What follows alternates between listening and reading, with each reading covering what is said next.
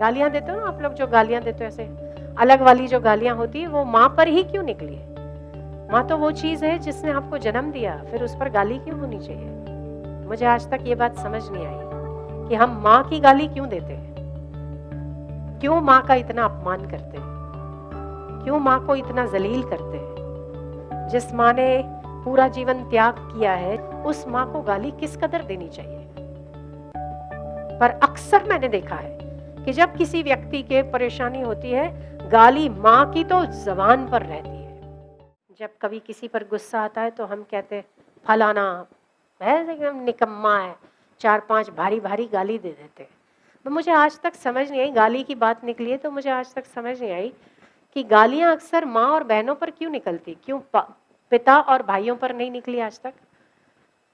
वैसे गालियां देते हो ना आप लोग, जो गालियां देते हो ऐसे अलग वाली जो गालियां होती है, वो माँ पर ही क्यों निकली है? माँ तो वो चीज है जिसने आपको जन्म दिया, फिर उस पर गाली क्यों होनी चाहिए? मुझे आज तक ये बात समझ नहीं आई कि हम माँ की गाली क्यों देते हैं, क्यों माँ का इतना अपमान करते हैं, क्यों माँ को इतना जलील करते हैं। जिस माँ ने पूरा जीवन त्याग किया है, जिस माँ ने पूरा जीवन अपना शरीर बेढंगा कर दिया, अपने शरीर का त्याग किया, सुंदरता का त्याग किया, यौवन का त्याग किया, और एक किसी व्यक्ति को बनाया है, जमाने में आने के लिए कर्म करने के काबिल बनाया है, देखने के काबिल बनाया है, सोचने के काबिल बनाया है, उस माँ को गाली किस कदर देनी चाहिए? पर अक्सर मैंने देखा है कि जब किसी व्यक्ति के परेशानी होती है, गाली माँ की तो जबान पर रहती है। कृपा करो ऐसी गालियां मत दिया करो। आप गाली देना चाहते हो, कृष्ण ने भी गाली तो दी थी। कृष्ण ने गाली दी, मूड है, विमुड है, विशेष प्रकार का मूड है, मतलब वीआईपी कोटे का, उसने भी गाली दी। मूर्ख है, मूर्ख नंदन है, और मूर्ख नंदन भी यही होता है कि तेरे माँ बाप मूर्ख है। पर माँ को गाली क्यों देना, क्यों पिता पर आज तक गाली नहीं बनी? सोचने वाली बात तो है ना? हम सभ्य समाज कहलाते हैं, हम सभ्यता के उन उसमें कपड़ों से सभ्य हो जाते हैं, टाई डाल लेते हैं, शूज डाल लेते हैं, हाथ में बहुत ब्रांडेड घड़ी पहन लेते हैं, पर हमारी जो जबान है उसमें क्या रहता है? गाली, है ना? और वो भी उस माँ की गाली जिस माँ की गोद में आने के लिए स्वयं त्रिगुणातीत परमात्मा भी तरसता है और माँ की गोद को चाहता है। ऐसी माँ को गाली क्यों?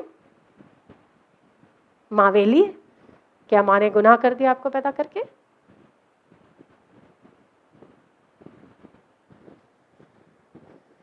तो सुनने वाले सुनने नहीं चाहिए और बोलने वाले बोलने नहीं चाहिए। क्यों सुनना? क्यों? माएँ बेचारी इतनी त्यागी हैं, इतनी तपस्विनी है, इतनी ब्रॉड माइंडेड है कि कोई बात नहीं, माँ को कोई गाली दे देता है तो माँ सोचती है चल कोई बात नहीं, तो समाज का दस्तूर है, कोई नहीं परंपरा है, कोई नहीं जेंट्स है तो दे देगा, कोई नहीं ये है तो दे देगा, कोई नहीं बेटा है तो दे देगा ना, कोई नहीं ना। हम अगर सभ्य दिख रहे हैं तो सभ्य बनने का यत्न भी करना चाहिए। सभ्यता बाहर से नहीं, सभ्यता अंतरंग विषय है।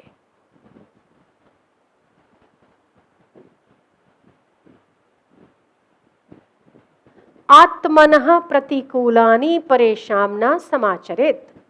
जो अपनी आत्मा को दुख देता है वैसा व्यवहार किसी और के साथ कदापि नहीं करना चाहिए। क्या आपको पसंद है कोई आपको गाली दे? क्या आपको कोई पसंद है कि आपका अपमान करे?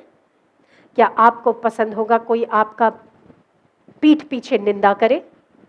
क्या आपको पसंद होगा कि आपको कोई खींचकर चांटा लगाए? हाँ कि ना? पसंद है? सोच के देखो, अभी कोई आपको गाली दे रहा है, सोचो सोचो सोचो, क्या होगा? अच्छा लगेगा? नहीं। पर अगर कोई आपको कह रहा है हे प्रभु थोड़ा सा हटिए तो, प्रभु थोड़ी सी जगह दीजिए तो, अच्छा लगेगा कि नहीं? आत्मनः प्रतिकूलानि परेशान न समाचरेत। हमारी आत्मा को जो पसंद नहीं है वैसा व्यवहार दूसरे के साथ कदापि नहीं करना चाहिए।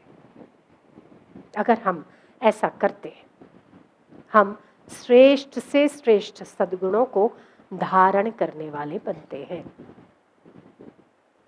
तो ठीक है, हम दूसरों का ख्याल रखने वाले बने तो दुनिया में इतने इतने भूखे हैं, इतने प्यासे हैं, इतने सारे लोग हैं, क्या सबको हम हाथ जोड़ते रहे, ये करते रहे, सबको खाना खिलाते रहे? देखो, इस विश्व में ज़रूरतमंद और अभावग्रस्त बहुत है, इस संसार में बहुत अभावग्रस्त है, ठीक है कि नहीं है? निर्वस्त्र लोग हैं, भूखे लोग हैं, प्यासे लोग हैं, ज़रूरतमंद हैं। आप कितने कितनों को करते रहोगे? पूरी सृष्टि में अगर कृपा बरसानी है तो एकमात्र ईश्वर ही ऐसा है जो सब पर कृपा कर सकता है, बाकी किसी साधारण मनुष्य के बस की बात नहीं है। फिर भी जितनों को आप कर सकते हो, हृदय में कम से कम वो दया भाव तो रहना चाहिए, ये वो करुणा तो रहनी चाहिए, ये तो रहना चाहिए कि नहीं, मेरे द्वारा किसी का हित हो जाए, मेरे द्वारा किसी का भला हो जाए। अगर ये भाव भी रह गया ना, तभी भी परमात्मा आपके भीतर ही है, आपसे बाहर नहीं है। ये भलाई अंतरंग भाव है आपका। हम चाहते हैं कि आप गुणों से सुसज्ज हो, ना कि किसी ब्रांड से। अगर उसके ऊपर फिर ब्रांड लग गई ना तो 4 चांद लग जाएंगे, और 4 चांद लगते हैं या नहीं लगते, आपका जो अंतरंग भाव है वही आपकी उपस्थिति का एहसास सभी को करा सकता है। ऐसे कई लोग हैं जो बहुत सीधे साधे रहते हैं, जो ब्रांड के कपड़े नहीं पहनते, ब्रांड की घड़ी नहीं पहनते, बहुत सादगी से रहते हैं, पर फिर भी इतने उच्च विचार के धनी होते कि उनके परिचय के लिए किसी ब्रांड की आवश्यकता ही नहीं होती। लोगों के चित्त में उनकी इज्जत होती है, लोगों के चित्त में उनके लिए आदर होता है, सम्मान होता है कि नहीं, ये व्यक्ति मतलब जेन्युइन आदमी। कहते हो ना आप, ये जेन्युइन पर्सनालिटी है। क्यों कहते हो ऐसा? किसी ब्रांड से नहीं कहते हो, उसके खुद के ब्रांड से कहते हो जो इसने भीतर धारण कर रखी है। ठीक बात है? आप उस व्यक्ति से बात करना पसंद नहीं करते जो व्यक्ति अधिक क्रोधी है। क्यों? क्योंकि उसके भीतर का ब्रांड खराब है। पर उस व्यक्ति से आप मिलना पसंद करते हो जिसके भीतर का ब्रांड प्रेम के अलावा और कुछ नहीं है, आप मिलना पसंद करोगे। भीतर का ब्रांड, अंतरंग ब्रांड बनाइए, बाहर के ब्रांड से कोई फर्क नहीं पड़ता। और अगर बाहर के ब्रांड से आप बदलोगे तो ये जमाना ऐसा है ना, नई नई टेक्नोलॉजी, नई नई डिज़ाइन आती जाएगी, आप उतने उतने परेशान होते जाओगे। कल एक घड़ी की डिज़ाइन थी, आज डिज़ाइन दूसरी आ गई। कल एक मोबाइल था, आज मोबाइल दूसरे टेक्नोलॉजी फीचर्स का आ गया, अब वो चाहिए। इस बदलाव का तो कोई अंत ही नहीं है भाई। पर जब आप अंतरंग ब्रांडेड हो जाते हो तब आप सब बदलावों को पार करके ऐसी जगह पर खड़े होते हैं कि सब बदल जाए पर आप नहीं बदलते। वेद में एक प्रार्थना आती है, बहुत सुंदर प्रार्थना है। मित्रस्य चक्षुषा भूतानि सर्वाणि, मित्रस्य, मित्र की आंखों से हम सबको देखें। मैं तुम्हारा मित्र हूं, ये समझकर मैं देख रहा हूं। हम सब मित्र के भाव से आपस में मिले जुले और आपस में एक दूसरे के साथ व्यवहार करें। जब हमारे एक दूसरे के भीतर मित्रता का भाव होगा तो क्या होगा?